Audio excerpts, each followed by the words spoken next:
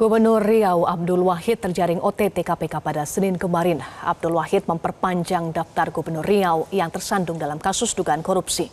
OTT kepala daerah ini yang pertama di era kepemimpinan Presiden Prabowo Subianto.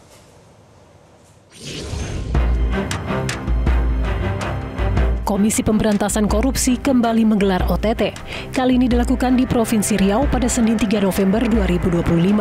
Dalam OTT ini, KPK mengamankan 10 orang termasuk Gubernur Riau Abdul Wahid. KPK juga menyita barang bukti sejumlah uang. Informasi yang diperoleh, OTT ini terkait dengan proyek di Dinas PUPR Provinsi Riau. Namun KPK belum mau menjelaskan secara detail. Yang dibawa pada hari ini ada 9 orang. Ada 2 kloter, pagi dan siang. Jadi selain pihak-pihak yang diamankan, ada juga sejumlah uang sebagai barang bukti yang diamankan dalam kegiatan tangkap tangan ini. Ada unsur kepala daerah, penyelenggara dan pihak swasta di antara 9 orang? Di antaranya. Oke, nanti kita update lagi. Kasusnya ini terkait apa sih Mas? Berkali soal Dinas PU. Terkait dengan perkaranya apa, konstruksi perkaranya bagaimana, nanti kami akan update ya dalam konferensi pers. Mas, mungkin udah bisa disebut nominal uang barang bukti yang diamankan? Nanti termasuk itu ya, ini sedang kami hitung juga. Tapi untuk mata uang rupiah dan mata uang asing? Itu diantaranya.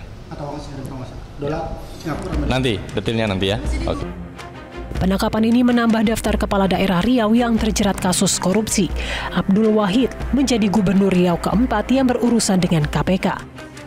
Kasus pertama yang membuka catatan kelam Riau ialah Saleh Jasid yang terjerat korupsi pengadaan 16 unit mobil pemadam kebakaran senilai 15,2 miliar rupiah. Saleh terbukti melakukan penunjukan langsung atau PL yang merugikan keuangan negara dan divonis hukuman 4 tahun penjara.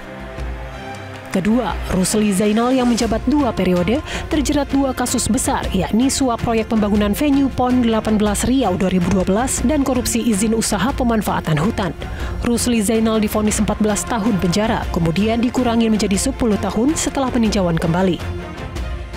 Kemudian ada Anas Mamun yang terlibat kasus alih fungsi kawasan hutan untuk perkebunan sawit melalui revisi rencana tata ruang wilayah Riau. Anas menerima suap dari pengusaha agar lahan sawit keluar dari kawasan hutan. Anas divonis 7 tahun penjara dan sempat mendapat gerasi presiden pada tahun 2020. Namun ironisnya kembali dipenjara karena kasus gratifikasi RAPBD Riau. Abdul Wahid belum genap 1 tahun menjabat sebagai Gubernur Riau. Dirinya juga pernah mengikuti retret kepala daerah pada Februari 2025 setelah dilantik Presiden Prabowo Subianto. Semangat Presiden Prabowo Subianto untuk mencegah korupsi di pemerintahannya sebenarnya sudah dilakukan.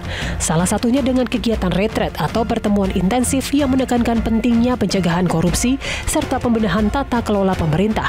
Bahkan di dalam kegiatan retret, kepala daerah diberikan pembekalan materi salah satunya terkait pencegahan korupsi.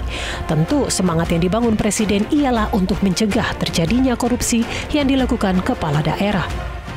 Tim Liputan, Metro TV.